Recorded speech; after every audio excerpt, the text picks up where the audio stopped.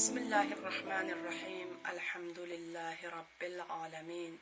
Vessalatu vesselamu ala seyyidina ve nebiyyina Muhammed ve alihi tahirin. Vel'an a'da'ahum ecma'in minel an ila qiyami yevmiddin. Rabbi şrahli sadri ve yessirli amri ve hlul uqdeten min lisani yefqahu kavli. Hasbunallah ve ni'mel vekil, ni'mel mevla ve ni'mel nesir. السلام على المهدي الذي يملأ الأرض عدلا وقسطا كما ملأت ظلما وجورا. السلام عليك يا بقية الله ورحمة الله وبركاته.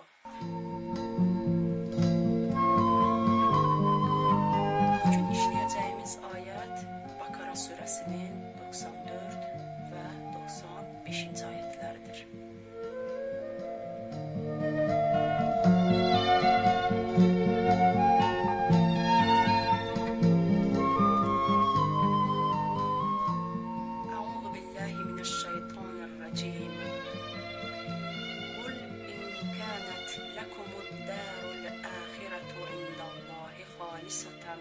من دون الناس فتمنوا الموت إن كنتم صادقين.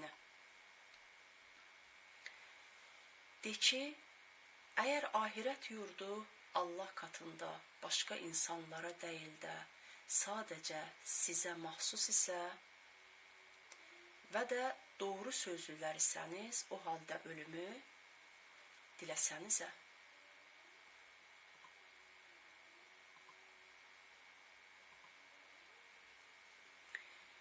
وَلَنْ يَتَمَنَّوْهُ أَبَدًا بِمَا قَدَّمَتْ أَيْدِيهِمْ وَاللّٰهُ عَلِيمٌ بِالظَّالِمِينَ. Bunu önceden əllərinin takdim etdiklərindən dolayı asla diləməyəcəklərdir. Allah zalimləri iyi bilir. Yahudilər ateş yalnızca sayılı birkaç gün bize dokunacak diyorlardı. قَالُوا لَمْ تَمَسَّنَ النَّارُ إِلَّا اَيَّامًا مَعْدُودًا. Bakara suresinin 80. ayetinde ki önceki derslerde bunlara değindik. Ve onlara söylendiği zaman Allah'ın indirdiğine inanın. Şöyle cevap veriyorlardı. Biz bize indirilene inanırız. Bakara suresinin 91. ayetinde. Bu ayeti de çalıştık. Allah'ın indirdiğine inanın. Aminu bima enzelallah. Biz bize indirilene inanırız. Nu'minu bima unzile aleyna. Bu sözləri bütün insanlar arasında sadece kendilerinin ahirette kurtulacaklarına, ahirеттeki kurtuluş ve mutluluklarının helak ve mutsuzlukla gölgelenmeyeceğine inandıklarını gösteriyordu. Çünkü asılsız iddialarına göre onlar sadece birkaç sayılı gün azap göreceklerdi. Bu da buzağıya tapdıkları günlerin karşılığıydı. Yüce Allah onlara öyle bir cevap veriyor ki, iddialarının asılsızlığı ve bu husustaki kesin dile getirdikleri şeyin yanlışlığı açıkça ortaya çıkıyor. Bu sebeple Allah-u Teala onlara davalarındaki yalancılıklarını ortaya çıkaracak bir hitapla bulundu. Öyle bir hitap ki Yahudiler bunu hiçbir tereddüt etmeden kabul ederler. O da şudur. Hazreti Hak peygamberine onlara şöyle söylemesini emreder. قُلْ اِنْ كَانَتْ لَكُمُ الدَّارُ الْآخِرَةُ. De ki, eğer ahiret yurdu sizin ise, Yani eğer ahiret yurdunun mutluluğu sadece size özgü ise, hiç kuşkusuz bir eve, bir yurda sahip olan kimse orada istediği gibi hareket eder. Ondan mutluluğun ve güzelliğin en son sınırına kadar yararlanır. Eddarul ahireh. Burada ahiret yurdundan maksat ahiretteki mutluluktur. Çünkü bir kimse bir eve malik olduğunda o evde nasıl isterse ve nasıl severse öyle tasarruf eder ve en güzel, en arzu edilen ve en mutlu şekilde oraya girer.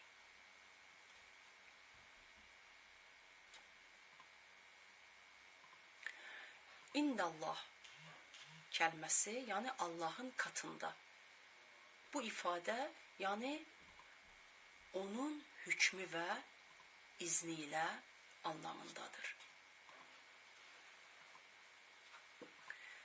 Halisaten ifadesi yani eğer ahiret yurdu Allah katında halis olarak sizin ise ve burada halisten maksat hoşlanmadığınız azap, horlanma ve benzeri onur kırıcı uygulamalardan arı olarak demektir. Çünkü siz o alemde birkaç günden başka azap göremeyeceğinize inanıyorsunuz.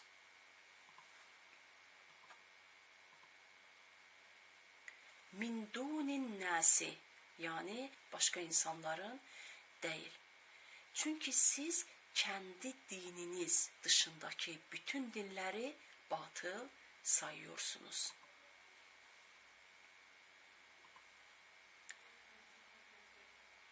فَتَمَنَّوُ الْمَوْتَى اِنْ كُنْتُمْ صَادِقِينَ.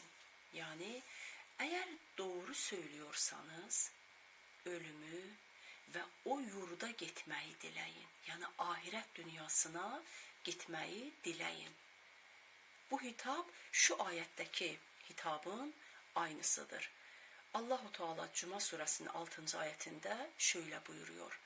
Kul ya eyyühellezine hadu in za'amtum ennekum evliyâ'u lillahi min dunin nasi fetemennevul mevta in kuntum sadiqin.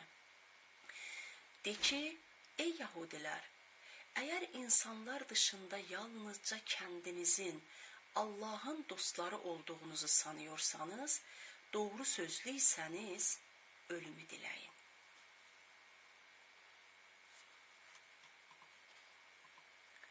Bir sonraki ayette ise Allahu Teala şöyle buyuruyor. وَلَنْ يَتَمَنَّوْهُ أَبَدًا. Asla dileyemeyeceklerdir. Onlar asla ölümü dilemeyeceklerdir. Neden? Allah Teala ayetin devamında şöyle buyuruyor. Bima qaddemet eydihim. Ellerinin yapıp öne sürdüğü. Ellerinin yapıp öne sürdüğü ifadesi yaptıkları amellerden kinaye olarak kullanılmıştır. Çünkü amellerin büyük çoğunluğu el aracılığı ile gerçekleştirilir. Daha sonra bu ameller onlardan yararlanacak veya onları isteyen kimseye sunulur. Dikkat edilirse bu ifadede iki özentiyle karşı karşıyayız. Birincisi, fiiller el sahiplerine değil, ellere nispet edilmiştir. İkincisi ise tüm fiiller ellerin işlediği ameller olarak nitelendirilmiştir. Ellerin yapıp öne sürdüğü ifadesindeki iki özentiyle kastedilen Kur'an ifadesindeki iki ince mecazlı anlatımdır.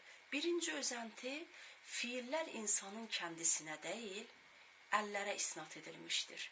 Normalda onların yapıb önə sürdükləri dənməsi gərəkirkən, əllərin yapıb önə sürdüyü dənmişdir. Bunun səbəbi insanın kəndini mazərət göstərməsini zorlaşdırır. Əllərim yapdı dediyində bilə, aslında o əllərin sahibi sənsin. Ayrıca, qiyamətdə əllərin dilə gəlib şahidlik etməsi də hatırlatılır. Yəni, sorumluluqdan qaçış yoxdur. İkinci özənti, tüm fiillər əllərin işlədiyi əməllər olaraq nitələndirilmişdir. Oysa hər əməl əl ilə yapılmaz. Kalplə niyyət etmək, dil ilə söyləmək, gözlə baxmaq, zina etmək, qeybət etmək gibi fiillərdə əl doğrudan rol oynamaya bilir. Peki nədən tüm fiillər əllərin işi gibi anlatılmışdır? Çünkü Arapçada əl çoğu zaman bütün insan anlamında bir kinayədir. Ayrıca əllə yapılan işlər daha somut, daha ağır və geri dönüşü zor sonuçlar doğurur. Bu anlatımda bütün günahlar somutlaşdırılıb, ağırlaşdırılmış olur. İnsanın yaptığı hər şey, söz, niyyət, əyləm sonunda ya kendisine ya da başkasına bir ürün olarak sunulur. Əl bu üretimin ve sunumun sembolüdür. Allah vəliləri ölümdən korkmadıkları gibi onu arzularlar. İmam Ali aleyhisselam şöyle buyurmuştur. Allah'a and olsun ki Əbu Talib'in oğlunun ölüme karşı ünsiyet ve sevgisi çocuğun annesinin göğsüne olan ünsiyet ve sevgisinden daha çoktur. Evet, her an ölüme hazır bir şekilde yaşamı sürdürmek gerekir. Ölüm bir yolculuk gibidir. Bir sürücü ya yolu tanımadığı, benzini olmadığı, hatalı sürdüğü, kaçak bir mal taşıdığı ya da ulaşacağı yerde kalacak bir yeri olmadığı için yolculuktan korkar. Ancak gerçek mümin yolu tanır. Yol için yakıtı vardır. Yanlışlarını tövbeyle telafi eder. Kaçak malı, yani kötü ameli bulunmaz ve kalacağı yeri de bilir. Dolayısıyla ölümden korkması için bir sebebi yoktur. Ölümden korkmamak doğruluğun ve yakinin göstergesidir. Ölüm gelip çattığı zaman şakalar, ciddiyetsizlikler, hayaller kaçıp gider. İnsan amelleriyle baş başa kalır. Ölüm anında insan dünyalıkların değersiz şeyler olduğuna ve ahiretin daha hayırlı ve kalıcı olduğuna yakin eder. Aynı şekilde insan ölüm esnasında dünyanın kimseye kendisini açmayan bir gonca ve dünya aşıklarının ise tatlı üzerine üşüşen sinekler olduğunun tam anlamıyla farkına varır. İnsan yakin derecesinde olursa, ölüme yaklaştıkça Allah'la mülakat ve ona kavuşacağı hissiyle dolar. Bundan dolayıdır ki Hazreti Ali aleyhisselam kılıç darbesini başında hissettiğinde Kabe'nin Rabbine and olsun ki kurtuldum diye haykırmıştı. Kerbela'da İmam Hüseyin aleyhisselamın şehadet anı yaklaştıkça mübarek yüzü daha bir canlılık, ve nuraniyet kazanıyor. Yüzünden sevinci ve huzuru okunuyordu. O son gecede ashabından ölümü nasıl buluyorsunuz diye sorduğunda öyle cevaplar almıştı ki onların yakınlarının ve yollarının doğruluğunun göstergesiydi. Onlar için ölüm güzeldi. Öyle ki son gecelerinde dahi birbirleriyle şakalaşmaktaydılar. Asıl ölümü isteyenler, daha güzel anlamıyla ölümü dört gözle bekleyenler, Allah ile kavuşacakları günü dört gözle bekleyenler iman ehli olanlardır. Amelleriyle, takvalarıyla, niyetleriyle Allah-u Teala'ya yakın olan insanlardır. Ama Yahudiler iddia ettiklerinin amellerinde tam aksini yapmaktaydılar. Ama boş iddialarıyla cennet bizimdir diye iftihar ediyorlardı kendileriyle. Şimdi de geçelim ayetten alınan mesajlara. Birinci mesaj. Kuruntuların karşısında açıklık ve kesinlikle durun. İkinci mesaj. Birilerinin tekelcilik ve ırkçılığı kıyametle ilgili konulara kadar uzamıştır. Üçüncü mesaj. Vicdan en iyi hüküm vericidir. Dördüncü mesaj. Ölüme hazır olmak gerçek ve samimi imanın göstergesidir. Beşinci mesaj. Ölüm korkusu gerçekte kendi amellerimizin sonuçlarına yönelik korkumuzdur. Altıncı mesaj. Yalancı iddiacılar ve yersiz beklentiler içinde olanlar zalimdirler. Yedinci mesaj. Kendiniz ne yaptığınızı biliyorsunuz. Allah da yaptıklarınızdan haberdardır. Öyleyse bunca iddia niye?